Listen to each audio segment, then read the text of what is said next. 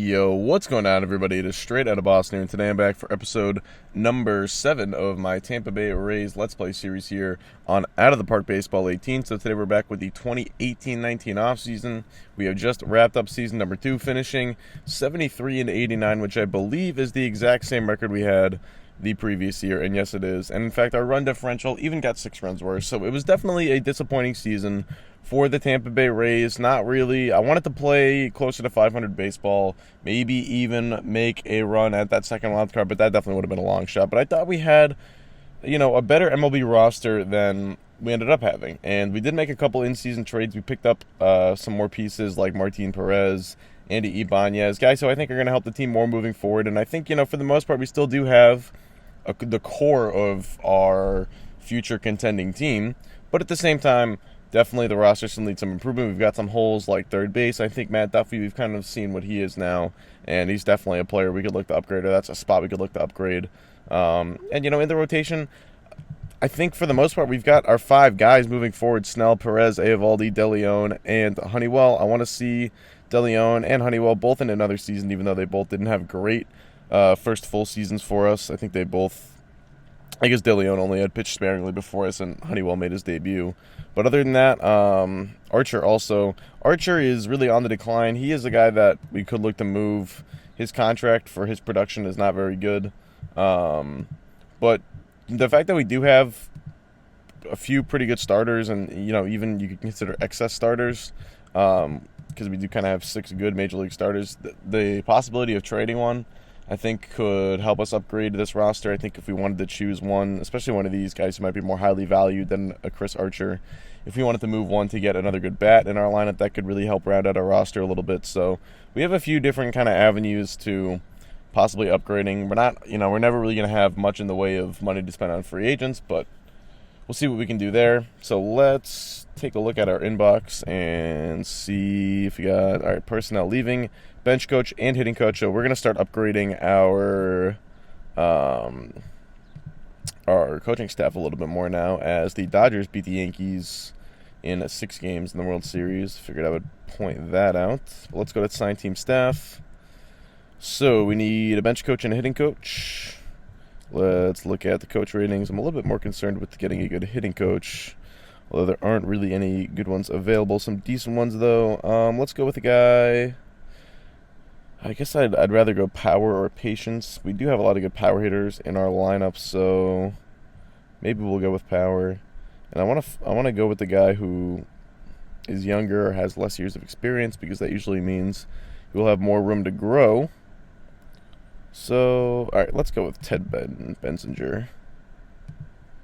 3-year contract. And then for bench coach, probably not going to find anyone great here. Let's go with Pedro Moran.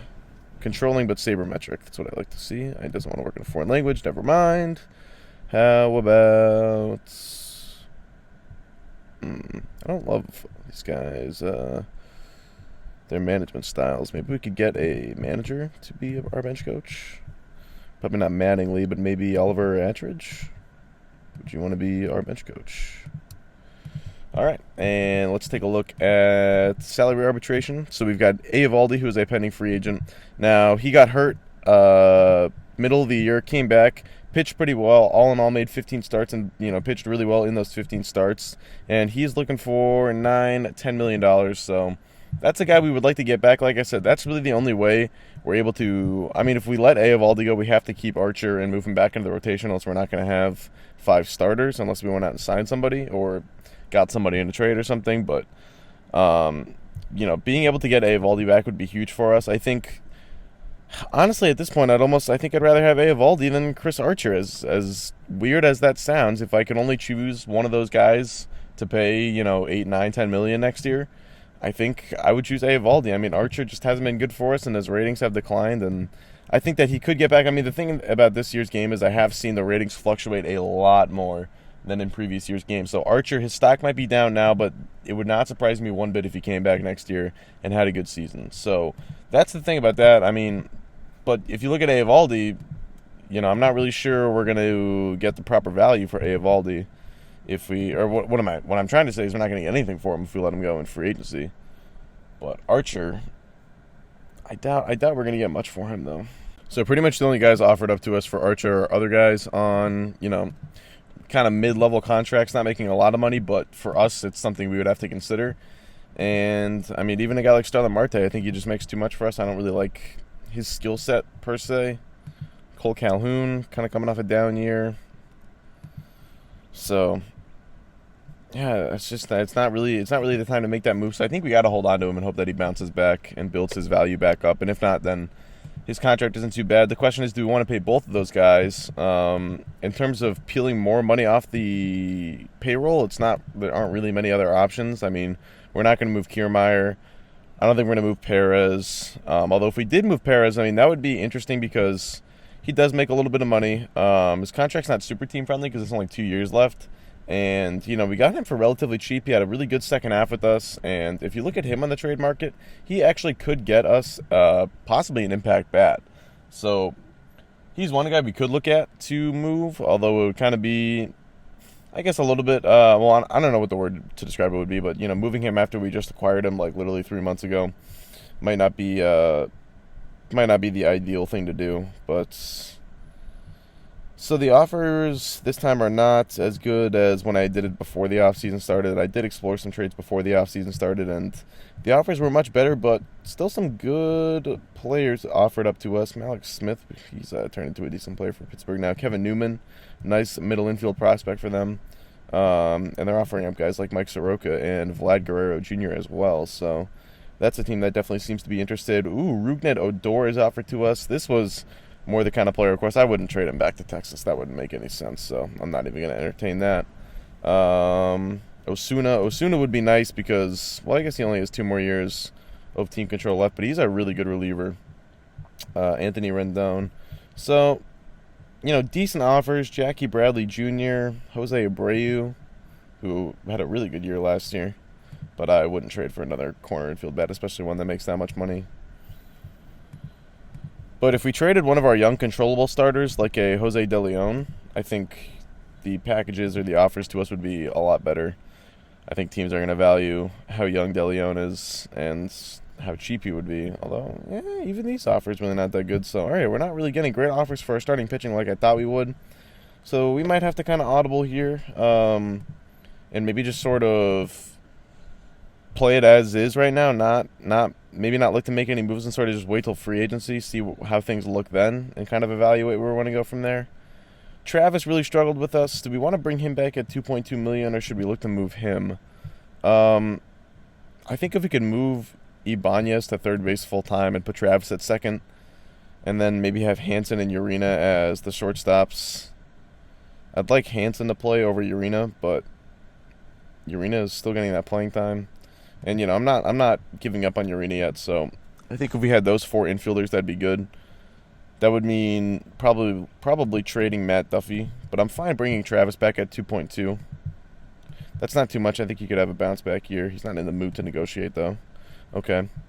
Duffy, let's see. I'm sure we're not going to get, I'm sure we would get almost nothing for him on the trade market. I mean, if we got a half-decent reliever, I would take it. If not, I'm probably just going to non-tender him. Even for $950,000, I know if I bring him back, he'll get playing time, or he's just going to end up being optioned to AAA or DFA'd. So I know he's not going to make the Major League roster with the 4 infielders we have right now. But if I get no offers for him, I mean, these are pretty much nothing offers. Trace Thompson, no thanks. Jordan Smith, guys I've never heard of. Bunch of 1 stars, half a stars. Trevor May, Mike Morin, okay. So this is the deal I'm going to do. Mike Morin's pretty nice in this game. He's got 2 more years of team control. And that's a nice little asset for us. So, yeah, we're going to do that trade. That makes too much sense not to do. Yankees getting absolutely fleeced in this. Losers. The question is, can we fleece them anymore? It's always a good question to ask, especially when they have good young players, possibly even sometimes just getting good relief pitcher prospects that aren't necessarily valued highly by their teams anymore. Chance Adams would be nice, but that's not going to happen, I don't think. Nope. All right, let's just do this deal straight up then. More in for Duffy. And that is that. So let's go back to this. We are going to non-tender Steven Souza, even though he did just have a good year in AAA. Travis will bring back, like I said. He's not in the mood to negotiate, though. Casali, I think Casali we're going to non-tender as well. Don't really need him anymore. We've got better catchers at this point. Colomb, 2 years from free agency. Now his salary is starting to get pretty high, but we think, with him and Morin, we could build a pretty nice bullpen. And if we do want to contend within the next 2 years, and by contend I even mean really just try to make the playoffs, I'm going to want those guys around. So I guess, Seagrass is the guy who's a free agent in a year. Seagrass kind of looking for a sizable pay raise.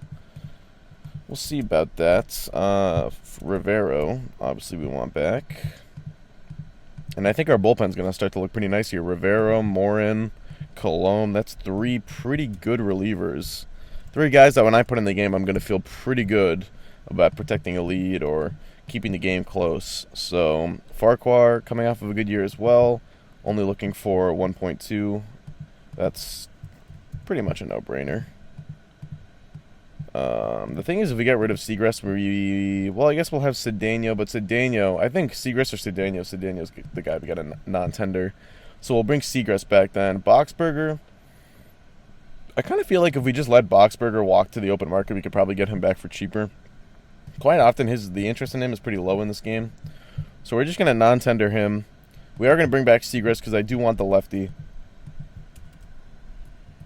Even though there's a chance we could sign a better lefty, but at least this way we know we will have at least 2 lefties in the pen. So the question is, do we want to submit the qualifying offer to Eovaldi? I think because if he did sign that would pretty much tie up all of our money. We wouldn't be able to make any moves. And B, he's only looking for 2 years, $20 million. So yeah, he would definitely take 1 year, $15 million. So it's just a matter of, do we want to give him that contract? And I think I'm going to sit on it for a little bit, see what names are going to end up going to free agency, and then decide from there. All right, so it's a little bit later in the month of November. There is probably about a week before the arbitration salaries are announced. The only guy we're going to be looking out for is Devin Travis, and he's actually not willing to negotiate, so let's get him at the number we want, which is 2.2. So the reason I wanted to skip till now, first of all, let's just see if we came any close on the awards. I already know we didn't come close in MVP or Cy Young. But what about Rookie of the Year? No one there. I don't even know who would have been our candidate, but who knows? It's actually been a while since I've played this, so my memory's not too fresh. No Silver Sluggers. Reliever of the Year. Sometimes we have a hope in this. Britton and Patansis. Nope. All right, and what about Defenders? Did we get any Gold Glovers? No, we did not. So we did not win a single award. Good for us. Let's take a look at the Offseason Center and see who looks like they're going to be hitting the free agent market. Bryce Harper. So we're probably not going to have the money to sign him, but he's coming off of something like a 9-win season, 498 OBP last year, so he's going to get paid the big bucks, the mega bucks. A lot of good free agents, potentially. Yu Darvish, Matt Harvey. Darvish could be an interesting buy low candidate. Actually, no, he's coming off a pretty good year. Sometimes he's a good buy low candidate in this game because his performance tends to fluctuate year to year. He's not that consistent of a player, but he can have really good years followed up by kind of mediocre years. But I mean, obviously, we're not really, going to be looking at the big name free agents. Daniel Murphy could be one potential fit for us. I feel like his contract could be kind of reasonable, and he could be an option for us potentially. Michael Saunders wouldn't be bad, although I've kind of already talked about how we don't really need any more corner guys. Gio Gonzalez is now a closer. Interesting. Wilson Ramos would be an option to get back. He didn't really perform that well in Toronto at the end of the year after we got rid of him. Chris Sale would be interesting, coming off of a torn labrum. Didn't play too well in his first year. I guess the Red Sox just didn't pick up his options, so that's interesting because he should have been under team control for 1 more year. So I think throw Eovaldi in there. I think we're just going to let him go to the market, see what his market is, and I think there are a few alternate options for us where we could spend that $10 million potentially. So let's just get to free agency and see what we can do. No real trades yet. I mean, I think for the most part, I'm kind of happy with where the roster is. I don't want to tweak it too much. I want to give this group another year, see if, especially, well, really, both parts of the roster, both the lineup and the pitching staff, can guys on the team get better? Because it's pretty much going to be the same group. I mean, Eovaldi's potentially the only guy we're losing, and he was out for 3 months. So I think the continuity of it, a young team with a little bit more experience, possibly getting a little bit better, I think that could be some improvement for us. But I mean, we have a long way to climb. 73 wins is a long way to climb, or a long way, a very low starting point for us in terms of trying to get back to the playoffs. So we will see. But if we make the right move, if we make that one right move, it could really swing things in terms of spending. I mean, if we spend the money on Daniel Murphy and he's a 5-win player for us, that would be a huge, huge get. But we'll see. I don't know if we're going to be able to quite afford Murphy, but potentially Chris Sale, that would be a huge get as well. Or an international free agent. I forget about the international free agents sometimes, but there are a lot of good international free agents in this year's game.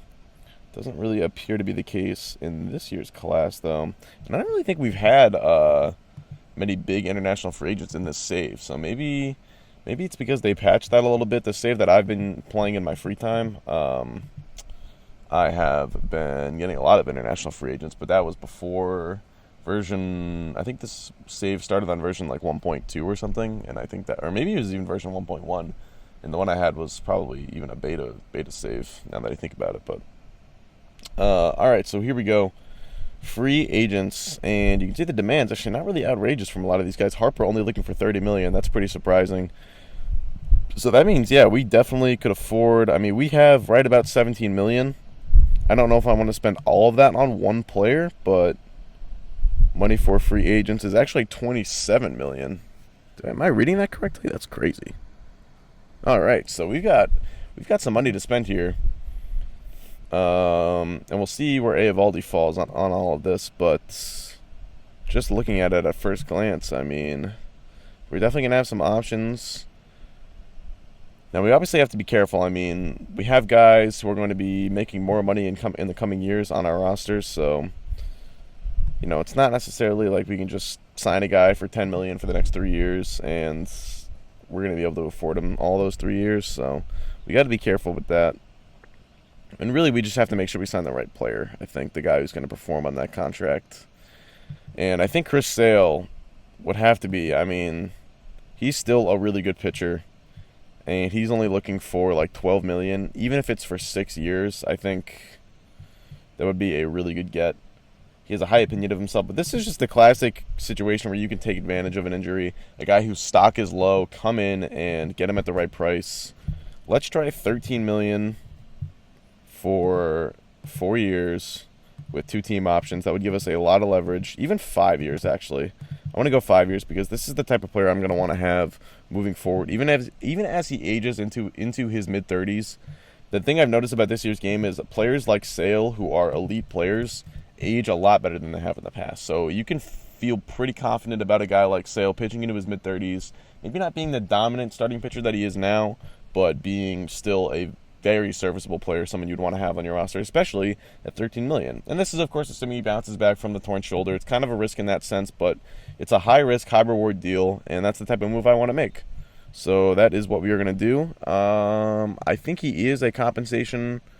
Okay, that's the only thing we have to consider. Now, we do have a top 10 draft pick, I'm pretty sure, so I don't think we would lose our first-round pick. That's at least the way it works in real life. I hope that's the way it's going to work in the game, because it would stink if we lost the top 10 pick. But yeah, we definitely, there's only 4 teams in the AL worse than us and 2 in the NL, so that's definitely a top 10 pick. I think Sale was, it's hard to tell. Yes, he is compensation. So, all right, I'm gonna hope that we don't lose our first round pick, because we shouldn't, but I'm not sure the game knows that rule, so we're gonna find out. 5 years, $65 million is the offer. That still leaves us with $14-ish million to spend, so we could still add, maybe a platoon bat. I mean, let's look at our lineup a little bit here. So we've got 2 catchers, a righty and a lefty, both with decent stats. I guess Chiafo's maybe not the best, but Luke May, I think, is worth giving a look at least with the starting job next year.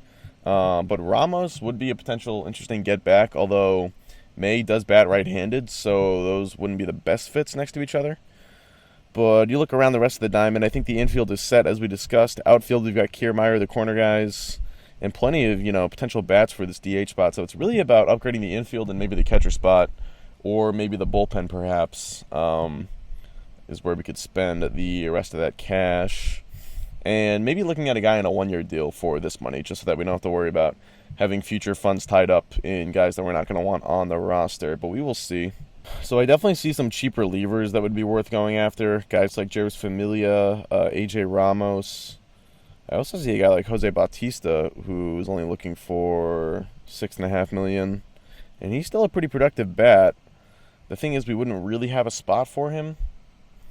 And I guess he didn't play at all last year. He must have gotten hurt because he has no stats for 2018.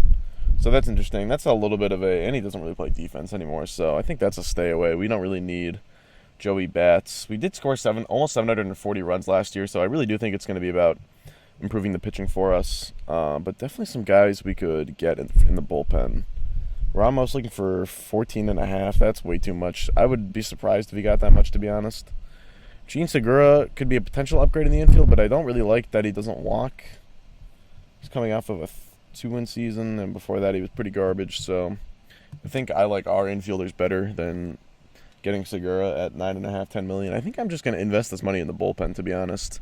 And if we can get a nice lockdown bullpen, I think that could really help round out the roster. So, all right, the question is, which guys do we want to go after? So let's go back to the top. Now, there are the top of the market guys like Zach Britton.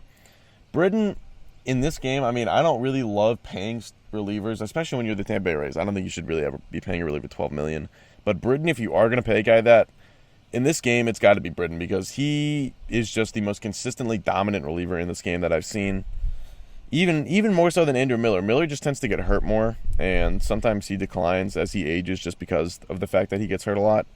Other than that, I think we're going to be looking more at, like, even Kelvin Herrera is a little too rich for our blood, although the fact that his demand is higher than Britton's after the season Herrera's coming after is absurd. And I think even Familia is a little bit too rich for our blood, especially after the couple of seasons that he's coming off. Although the things I do like about him are that he is an Iron Man and that he does have no compensation attached for him, although the 55 control I don't love to see. But Cody Allen's looking for 12. Ramos, I think, might be the guy.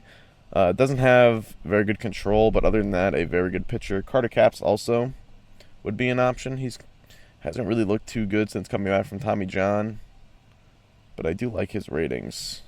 For $4 million, I think I'd rather go like Capps, because Ramos wants 7. We have about 14, so I could spend 4 or 5 on Capps, and then I would have 9 left. And I could spend the 9. I could get maybe one more cheap reliever and then keep the rest, or Hisashi Iwakuma would be interesting as a starter, but for $5 million, we don't really need him is the thing. Can't talk today. All right, let's go with Capps, because I think Ramos versus Capps, it's kind of a toss-up, to be honest. Although, let's look at Ramos' stats. Yeah, honestly, I like Capps is a little bit better. His pitches are a little bit better because he has a 70 and a 75 pitch. Ramos, his fastball is only 65, so I think Capps' 2 pitches are better than, or his 2-pitch mix is better than Ramos's. Man, my computer is going really slow right now. Here we go, Carter Capps. Let's offer him. And honestly, maybe we should just wait and see if we can get Sale, actually, before we kind of splurge in the reliever market. Because if we don't get Sale, we might want to do other things with the $27 million that we have.